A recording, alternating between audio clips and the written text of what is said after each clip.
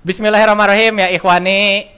Saya sekarang sedang berada di Masjid Darut Taubah Garut. Sebenarnya bisa dibilang Masjid Muhammadiyah, bisa dibilang gitu nggak?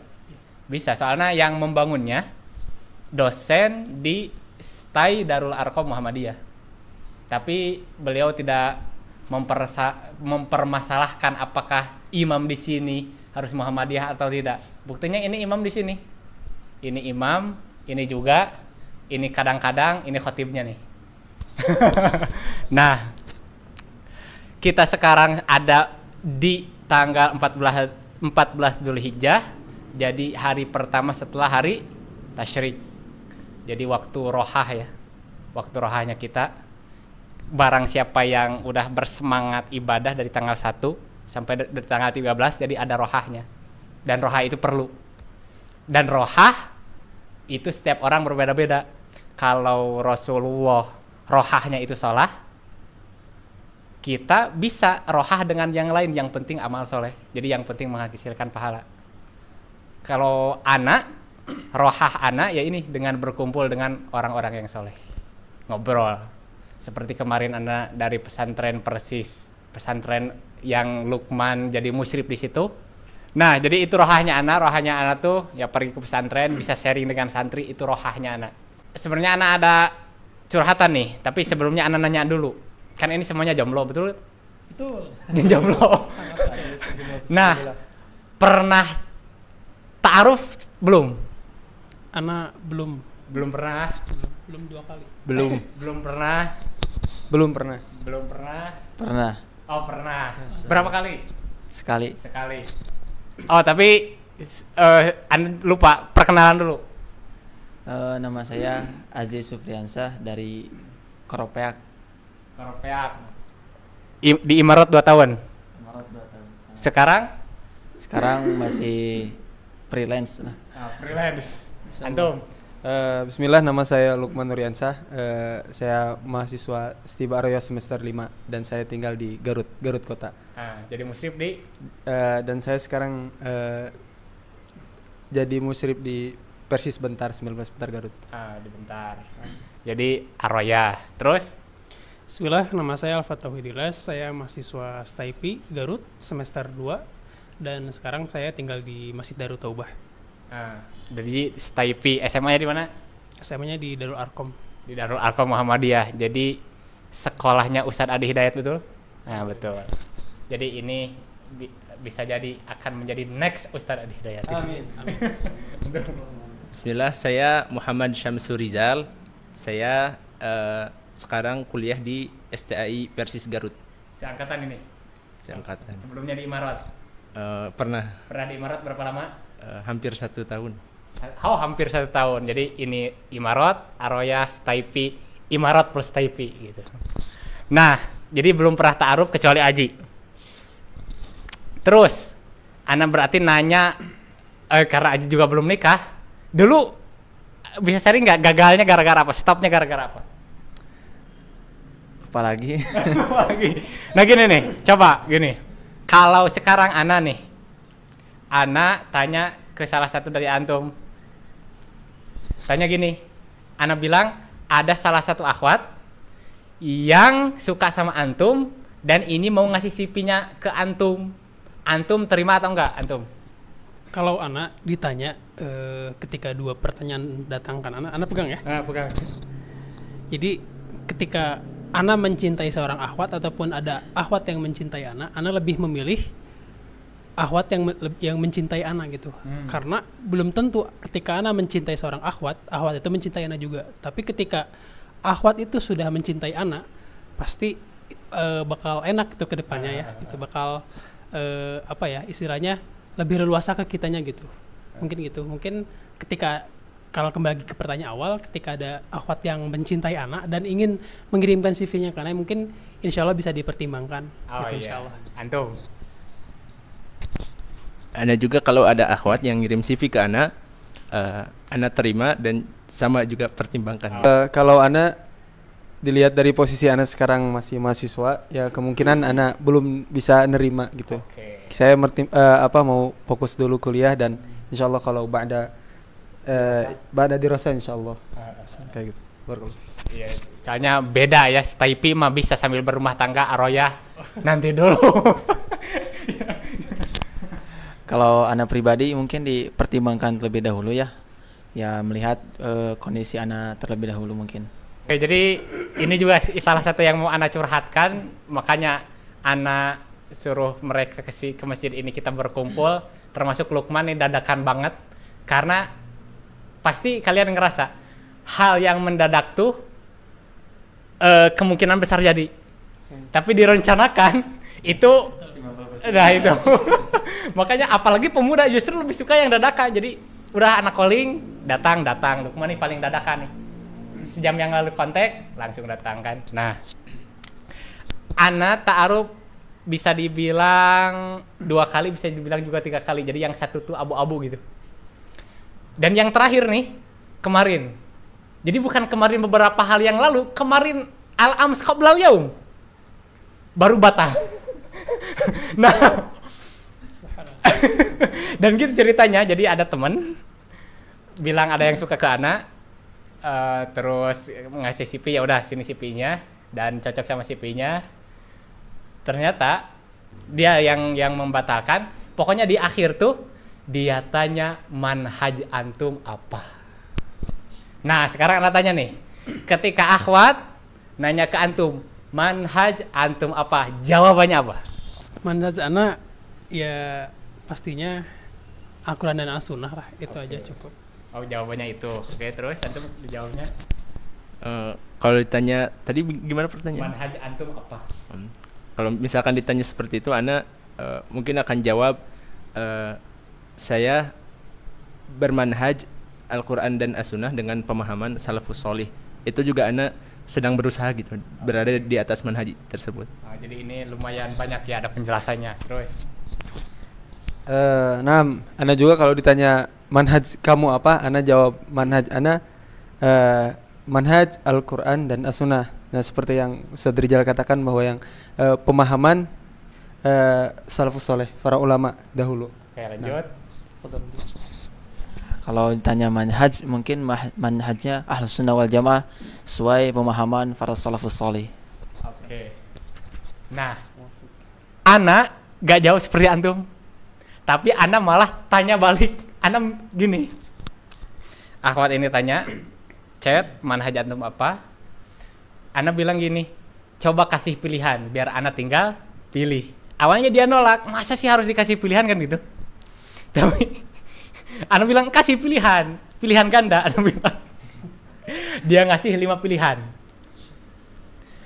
A. Muhammadiyah, B. Nahdlatul Ulama, C. Ahlus Sunnati wal Jamaah, D. Al Jamaah, F. E itu Salafi, terus F. LDII. Oh ada 6 pilihan. Ada juga Al Jamaah, Muhammadiyah, NU, terus Ahlus Sunnah wal Jamaah, Salafi, Al Jamaah, dan LDII. Dia ngasih pilihan gitu. Dan Ana langsung jawab satu huruf, C. Ana bilang. Berarti pilihannya apa? Ahlus Sunnah wal Jamaah kan? Nah, ternyata dia kebingungan sendiri malah. Soalnya bayangin kan Muhammadiyah kan ngaku Ahlus Sunnah wal Jamaah, betul gak? Betul. NU juga ngaku begitu, betul? Sampai Al Jamaah juga. Antum tahu Al Jamaah gak sih? Pernah dengar Jamaatul Muslimin? Pernah antum? Pernah? Apa yang antum tahu soal Jamaatul Muslimin? Kurang tahu sih. Antum Tahu pernah dengar namanya? pernah dengar doang. Pernah dengar namanya. Jadi Jamaatul Muslimin itu kalau ikhwah-ikhwah yang nggak tahu, itu adalah jamaah baiat. Jadi mereka punya satu orang imam, nama imamnya Imam Yakhsyawah Mansur, dan dakwah mereka terbuka, bisa dilihat di YouTube, ada Jamaah TV, bisa dilihat antum buat bahan perbandingan. Jadi cuma itu bedanya doang. Tapi mereka yang ana lihat dari luar, ya ana sebagai orang luar dari Jamaatul Muslimin, mereka juga berpegang teguh terhadap Al-Quran dan Sunnah. Cuman berbeda di pemahaman hadis aja. Yang man mata walaysa fi unuqihi bai'ah mata maitatan jahiliyah, tuh Rijal mah tahu kan. Nah itu kita makan belum berbaiat karena menurut kita belum ada khalifah yang sah, karena syarat kekhilafan kan harus ada wilayah. Tapi mereka yaitu perbedaan pendapat, dan ana rasa kalau menurut keterbatasan ilmu ana sekarang mereka belum melenceng. Nah, itu jamaah. Kemudian kalau ditanya arti manhaj apa, kan banyak, kalau antum tulis di YouTube arti manhaj, banyak ustadz-ustadz yang menjelaskan. Ada yang bilang metode, ada yang bilang prinsip, jalan. Ada juga beberapa ustadz yang ngejelasin manhaj itu jelimet gitu. Nah, kalau dilihat di Mu'jamul Ma'ani, antum tahu kan semua Mu'jamul Ma'ani kan? Tahu gak? Nah, ditulis manhaj di situ antum akan dapatkan at-thariqul wadih. Apa at-thariqul wadih itu? Jalan yang jelas. Atau muradifnya juga khuttah, langkah atau thariqul wadih, itu manhaj. Jadi ada juga yang membedakan ormas tuh ya bukan manhaj gitu. Apalagi kalau kita lihat beberapa misalnya yang di dalam Muhammadiyah tidak se-Muhammadiyah itu. Paham gak maksudnya? Yang di dalam Persis juga gak sepersis itu kan? Gitu. Pertama juga ya, manhaj itu kan dipopulerkan oleh ustadz-ustadz salaf, betul gak? Ustadz-ustadz salafi yang mempopulerkan istilah manhaj itu. Jadi seakan-akan manhaj itu, kata-kata manhaj itu hanya milik ustadz-ustadz salafi. Jadi jarang kita misalnya bilang gini, ini manhaj salafi, ini manhaj asy'ari. Kalau asy'ari itu biasanya kita bukan bilang manhaj, biasanya kita bilang apa? Akidah asy'ariyah. Tapi kalau salaf, manhaj salaf, yang berseberangannya akidah asy'ariyah. Jadi itu umumnya, kan di Indonesia tuh umumnya cuma dua itu. Kalau Maturidiyah jarang lah ada yang mendakwakan Maturidiyah, toh itu juga sama aja kayak asy'ariyah. Jadi kalau kita di Indonesia secara umum, secara garis besar terpecah dua, Salafi dan Asy'ari. Asy'ari ya Maturidiyah sama, dan Salafi juga punya berbagai nama, disebut juga akidah Atsariyah atau akidah Ahlul Atsar, atau ada juga yang bilang akidah Ahlil Hadis wal Atsar, dan semuanya itu sama, beda-beda penamaan doang. Nah, itu secara umum dalam akidah. Saat ana kembali ke kisah yang tadi, jawab C kepada akhwat itu, dia bingung sendiri kan, soalnya kok dia ngasih pilihan Ahlus Sunnah wal Jamaah, sedangkan Muhammadiyah NU itu bisa masuk Ahlus Sunnah wal Jamaah, Salafi juga masuk Ahlus Sunnah wal Jamaah. Dia bingung sendiri, akhirnya dia tanya apa? Ustadz antum siapa? Nih jawaban antum apa? Ini ya, jadi semakin rumit pertanyaannya. Iya. Aduh, kalau ditanya gitu mungkin nggak bisa disebutin satu persatu ya, soalnya kalau ana pribadi sendiri, ana lebih suka menjadi diibaratkan bunglon gitu. Ana suka belajar, ibarat kata di Muhammadiyah ana belajar, di Persis ana belajar, di NU ana belajar, termasuk di Salafi pun ana belajar gitu. Jadi ana tidak mau memposisikan di salah satu dari mereka itu. Jadi ana lebih apa ya, lebih suka belajar dimanapun yang ana mau, dan ana mengambil apa ya istilahnya yang serak dengan hati ana gitu. Mungkin seperti itu. Kalau kembali lagi ke pertanyaan awal, jadi ketika ditanya Ustadz antum siapa saja, mungkin ana tidak akan menjawab ya. Mungkin ana memberikan penjelasan seperti tadi. Oke, lanjut. Kalau ana sendiri ditanya guru-guru ana atau ustadz ana siapa, itu ana juga sama ya. Untuk saat ini guru-guru ana ada juga yang dari Persis, juga dari Salafi juga ada, dari NU juga ada. Jadi ya sama saja gitu, tidak bisa disebutkan satu persatu. Oke, lanjut. Kemungkinan ana juga sama ya, gak mungkin disebutin satu-satu. Tapi ya saya juga belajar misalkan dari ustadz yang beliau berormas Persis Muhammadiyah, Nahdlatul Ulama dan lain sebagainya. Mungkin tapi kebanyakannya saya lihat ataupun belajar pada ulama-ulama yang ya mungkin manhaj salafnya seperti itu. Mungkin. Oke. Gak jauh berbeda sama teman-teman yang lain. Kalau ditanya masalah guru-guru kita siapa, ya kemungkinan jawabannya sama juga. Karena saya juga pernah belajar dari NU, dari Muhammadiyah, di Persis juga. Selama apa yang disampaikan oleh guru tersebut sesuai dengan Al-Quran dan Sunnah, ya kita ambil aja ilmu tersebut. Mungkin itu aja.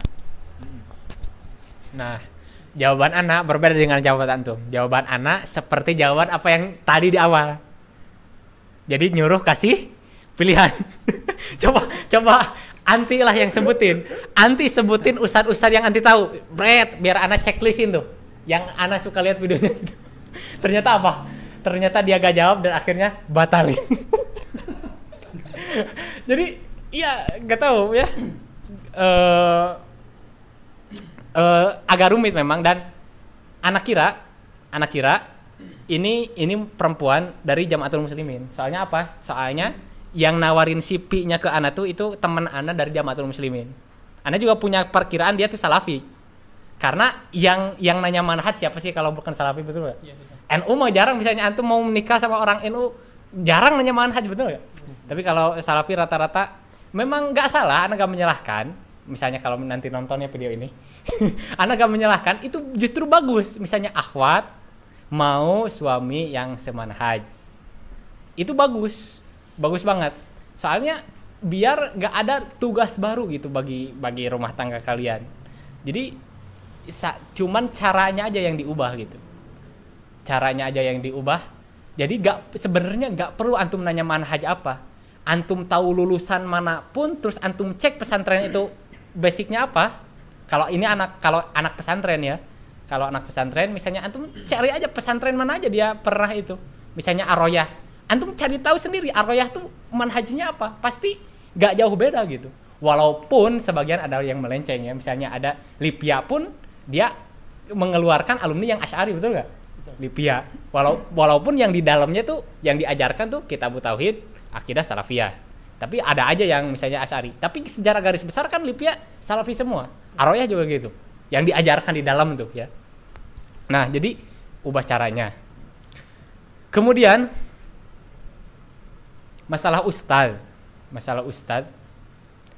Kalau misalnya ana jawab ustadz salafi, nanti dia salah paham juga. Dikira ana tuh sependapat dengan ustadz yang ana tonton, padahal gak begitu kan?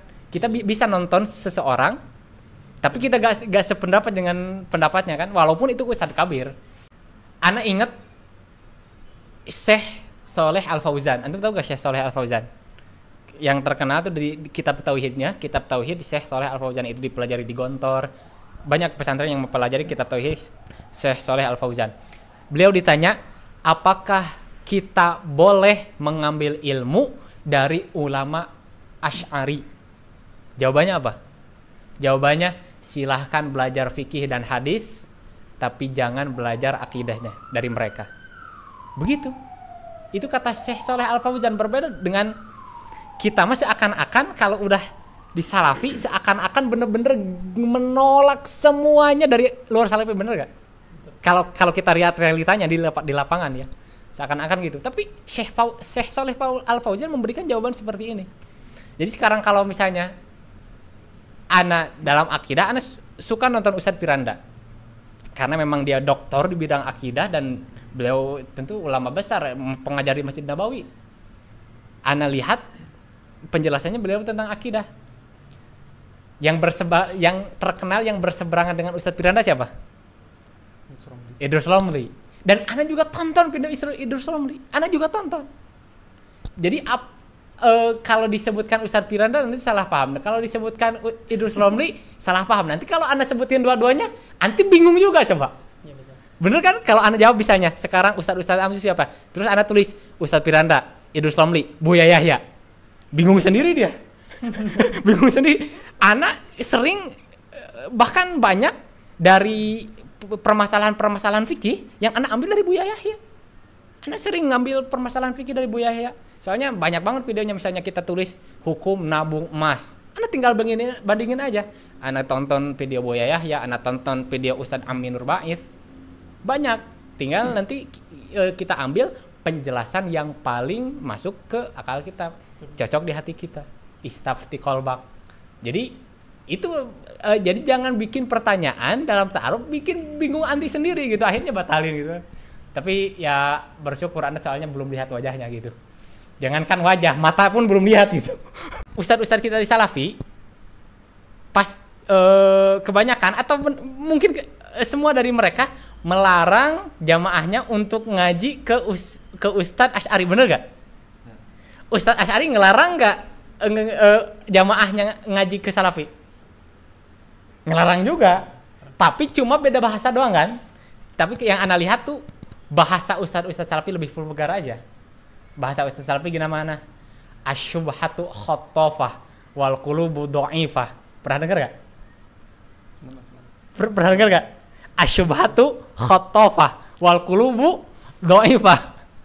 Jadi simpelnya gini, jangan menjerumuskan diri antum ke dalam syubhat kan gitu kata-kata Ustadz Salafi kan. Jangan menjerumuskan diri antum ke syubhat karena syubhat itu khottofah. Khottofah yakhtofi itu al-akhdhu bisur'ah. Biasa diterjemahkan syubhat itu menyambar-nyambar. Syubhat menyambar-nyambar. Wal qulubu dhaifah, hati itu lemah jadi bisa masuk syubhat.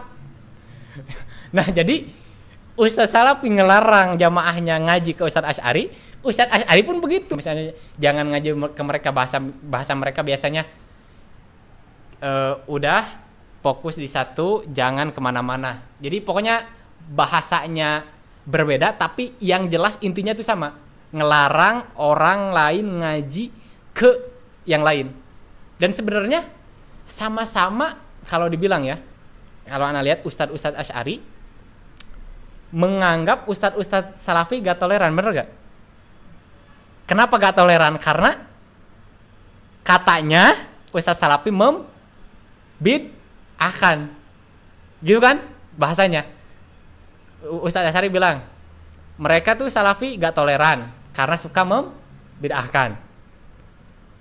Terus Ustadz Asy'ari itu setelah bilang itu bilang, udahlah jangan membid'ahkan, jangan membid'ahkan. Kalau kita lihat atau kalau anda lihat, justru dengan kata-kata jangan membid'ahkan itu juga bukan kata-kata toleransi.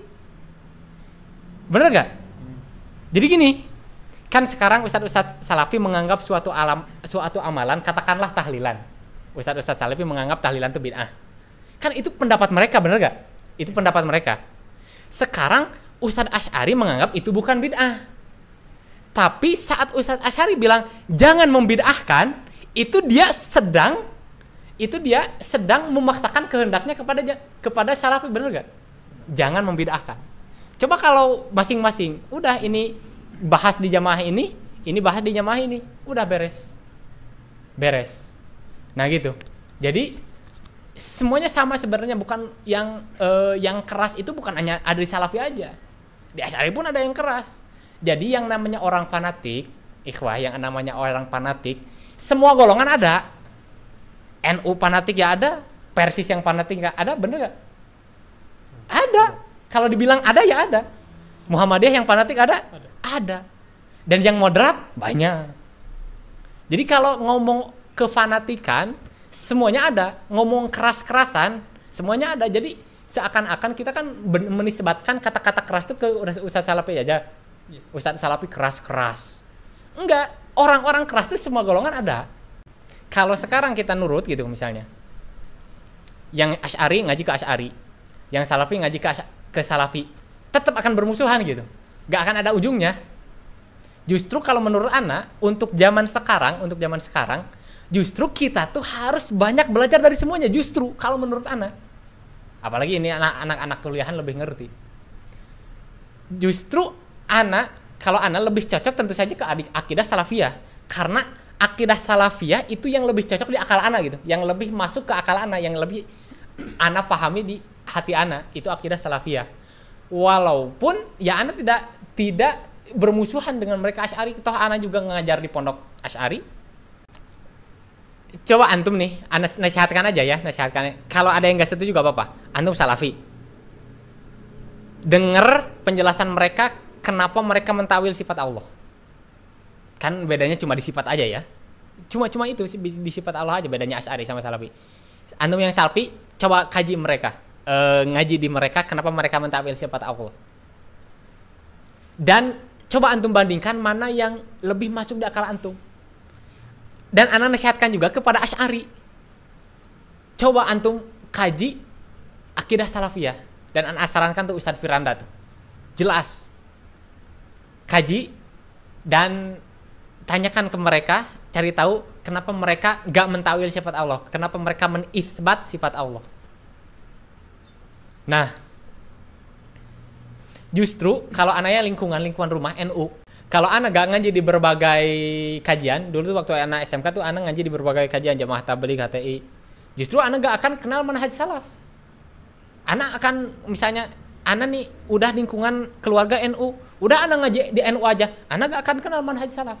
Justru anak kenal manhaj salaf tuh dan paling masuk akal buat akal anak manhaj salaf tuh gara-gara anak ngaji di semua tempat dan anak temukan akidah salaf yang paling cocok di hati anak. Walaupun masalah fikih anak mengambil dari yang selain salafi. Coba anak mikir pertanyaan yang cocok apa ya? Nah gini nih. Pertanyaan manhaj udah. Pertanyaan ustadz juga udah.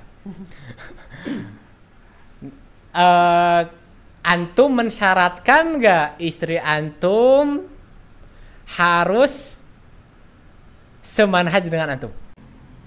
Aduh, mensyaratkan nggak? Misalnya antum sekarang di Persis, harus nggak istri antum dari Persis juga gitu? Atau lebih baik kalau dapat dari Persis alhamdulillah gitu?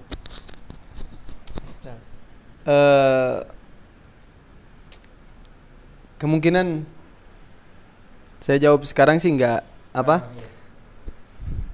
tidak semanhaj juga, tidak apa-apa, tetapi bisa sepemahaman lah gitu. Iya. Kan kalau ditanya pan manhaj itu ya identiknya ya yang tadi dibahas ya. Tapi kalau akidah dan sebagainya, tapi kalau kita paham, insya Allah gitu, bisa lancar tanpa ada masalah. Lanjut. Ya mungkin kayak gitu. Kalau disyaratkan bermanhaj harus sama sih, enggak, yang penting sama kayak Lukman, harus pemahaman dengan kita supaya nanti kedepannya bisa sejalan gitu, enggak berlibat lagi.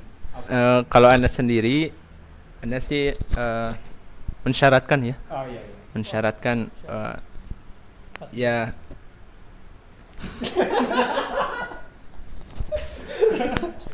setidaknya yang pertama satu manhaj, atau kalau tidak masih dalam lingkungan Ahlus Sunnah, misalkan bukan Syiah atau dan yang lainnya gitu. Sehingga misalkan kalau akhwat tersebut fanatik terhadap suatu golongan misalkannya, tapi beliau masih ada di lingkungan Ahlus Sunnah gitu. Jadi kita bisa menyesuaikan pemahamannya dengan pemahaman yang sesuai dengan atau sejajar dengan kita lah gitu. Oke. Terakhir. Masya Allah. Bismillahirrahmanirrahim. Tadi pertanyaannya apa? Ketika Ana mendapati sebuah ahwat, seekor punya syarat nggak? seorang ahwat ada syarat atau tidak gitu ya. Jadi mungkin kalau untuk masalah manhaj, tidak satu manhaj pun tidak apa-apa ya. Adapun yang lebih Ana tekankan, mungkin Ana lebih ingin kita satu visi, kita satu jiwa, kita satu frekuensi untuk kedepannya mau seperti apa gitu. Dan adapun jika Ana mendapati yang apa ya, bisa dikatakan Ana bernaung dalam ormas Muhammadiyah gitu. Dan ketika Ana mendapati sesama Muhammadiyah juga, Ana sangat bersyukur juga gitu, tidak salah. Jadi kesimpulannya mungkin bisa dikatakan ketika tidak mendapatkan yang satu manhaj itu tidak apa-apa, dan yang satu manhaj pun sangat bersyukur gitu, mungkin seperti itu.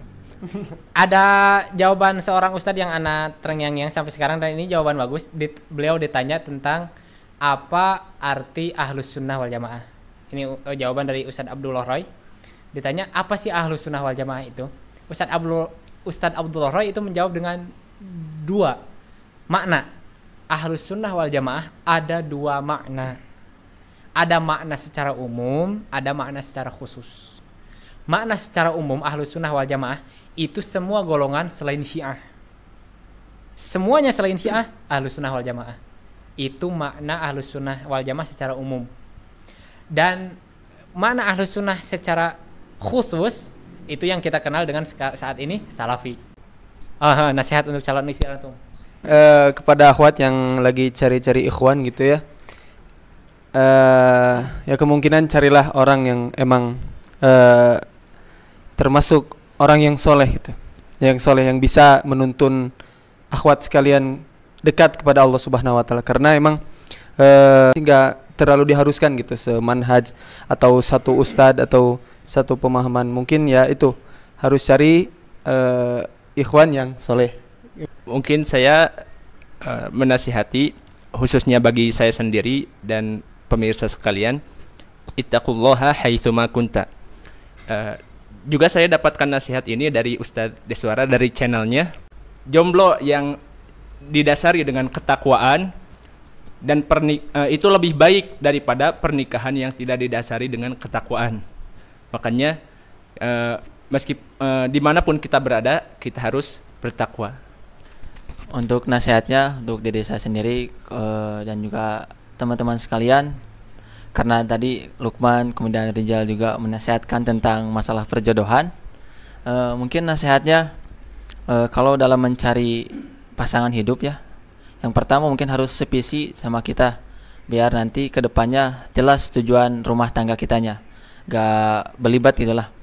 Kemudian untuk pernikahannya juga betul apa yang katakan oleh Kang Rijal, harus dilandaskan dengan ketakwaan kepada Allah Subhanahu wa taala, karena percuma kalau kita menikah tanpa dilandasi dengan ketakwaan kepada Allah Subhanahu wa taala. Sia-sia saja pernikahan kita kalau kita menikah tapi tidak menambah ketakwaan kita kepada Allah Subhanahu wa taala. Usikum wa yabittaqullah. Jadi nasihat untuk mungkin ada 2 ya, nasihat untuk akhwat dan ikhwan yang hendak melaksanakan ibadah menikah, yakni pada intinya tetap ya kembali lagi kepada ketakwaan.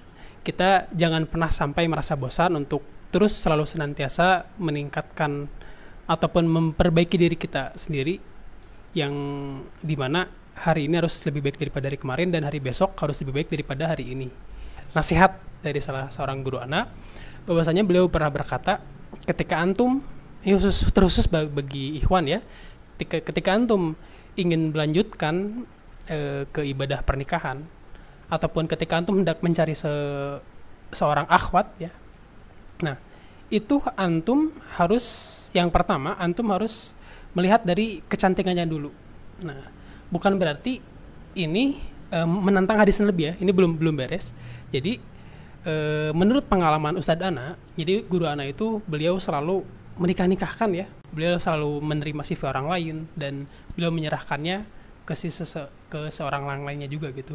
Nah, jadi ketika seorang ikhwan datang ke guru Ana tadi, beliau meminta yang hafidhah 30 juz gitu. Wahai Ustadz, tolong carikan anak hafidhah yang 30 juz gitu kan. Terus tolong carikanlah anak yang sesosok akhwat yang solehah gitu kan ya. dan pada faktanya guru Ana ini sudah mencarikan seorang akhwat yang beliau inginkan gitu, yang si seorang ikhwan ini inginkan. Beliau sudah menyodorkan beberapa akhwat yang 30 juz. Beliau sudah menyodorkan seorang akhwat yang solehah, yang sangat menjaga muruahnya. Hanya saja ketika ta'aruf bersama keluarganya, si seorang ikhwan ini, kebanyakan dari ikhwan yang mengirimkan CV ke guru Ana tadi itu menolak. Ketika dilihat dari tampangnya mungkin, mohon maaf, mungkin kurang ini mungkin ya, kurang seriknya mungkin ya. Nah, seperti itu. Jadi mungkin Ana teringat nasihat guru Ana seperti itu, tapi bukan berarti ini menyalahi hadis Nabi ya. Hanya saja gitu, ini mungkin diringkas lagi oleh bahasanya oleh guru Ana seperti itu, mungkin seperti itu. Hatur nuhun. Ya, terima kasih kawan-kawan, terima kasih sudah datang, dan pemirsa terima kasih sudah nonton sampai akhir, dan jarang ada yang nonton sampai akhir ya. Kalaupun ada yang nonton sampai akhir di skip biasanya. Tapi bener sangat booster sekali yang terakhir barusan. Ana juga pernah ditanya kriteria istri antum apa? Ana jawab simpel aja. Zatu jamalin wadinin. Dan Ana mengutamakan jamal di situ. Jadi Ana gak bilang zatu dinin wa jamal, Ana bilang zatu jamalin wadinin. Karena di hadisnya urutannya juga begitu. Jamal terus nasab, hasab, baru din itu di akhir. Gitu. Nah, makanya udah Ana mah kriteria Ana zatu jamalin wadinin. Siapa tahu ya ada penonton yang punya jamal dan punya din, silahkan. Dan tentu saja barusan yang booster banget tuh yang nasihat ketakwaan kepada Allah, dan ini sering kita dengar di khutbah-khutbah Jumat. Jadi walaupun kita berpenampilan ustadz, orang-orang memanggil kita ustadz, kita jadi santri, kalau kita gak bertakwa apa gunanya gitu ya. Jadi bener-bener jadi apapun kita ya kuncinya takwa gitu. Mau jomblo, mau punya istri sama gitu. Terima kasih, mohon maaf atas segala kesalahan. Wassalamualaikum warahmatullahi wabarakatuh.